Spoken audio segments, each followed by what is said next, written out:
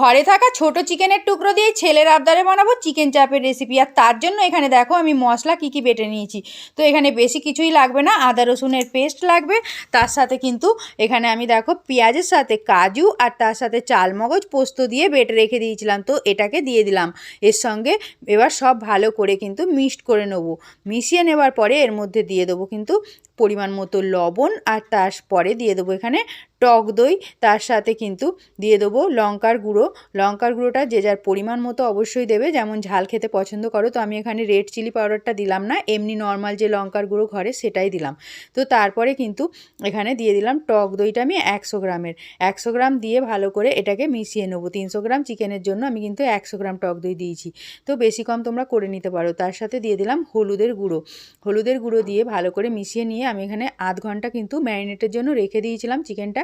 তারপর এর মধ্যে ঢাকনাটা খুলে দিয়ে দিলাম 2 চামচি সাদা তেল, আর তার সাথে কিন্তু দিয়ে দিলাম এখানে অল্প কাঁচা লঙ্কা বাটা। তারপর এখানে আমি দেখো সাদা তেল কড়াইতে দিয়ে পেঁয়াজগুলো ভেজে নেবো। পেঁয়াজের বেরেস্তাটা কিন্তু আমি এখানে তুলে রেখে দেবো, এটা দেবো একদম শেষে।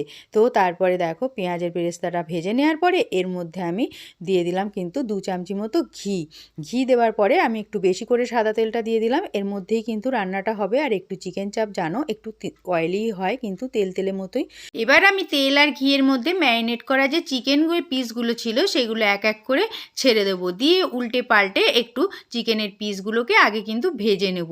একটুখানি সময় ভেজে নেবার পরেই তারপরেই কিন্তু এবারে আমি বাকি যে গ্রেভিটা ছিল সেটাকে দিয়ে দিলাম এর মধ্যে, দিয়ে আর মশলা ধোয়া যে বাকি জলটা ছিল সেটাকেও কিন্তু বাটিটা ধুয়ে একটু দিয়ে দিলাম। ব্যাস, তারপরে নেড়ে চেড়ে ঢাকনাটা চাপা দিয়ে একটু দমে সেদ্ধ হতে দেব, মানে মিডিয়াম টু লোতে গ্যাসটা রেখে একটু সেদ্ধ করে নেব। তারপরে দেখো ঢাকনাটা খুলে এর মধ্যে আমি কিন্তু একটু লবণটা দিয়ে দিলাম, আমার কাছে একটু কম মনে হচ্ছিল।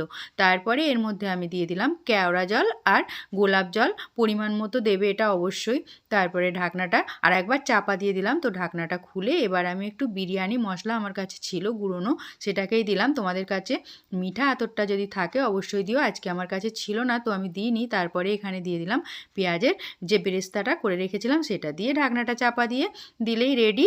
এই দেখো দারুণ টেস্টি চিকেন চাপ। আর এটাকে কিন্তু আমরা খাবো ফ্রায়েড রাইস দিয়ে। তোমরা ভিডিওটা ভালো লাগলে লাইক আর সাবস্ক্রাইব করো।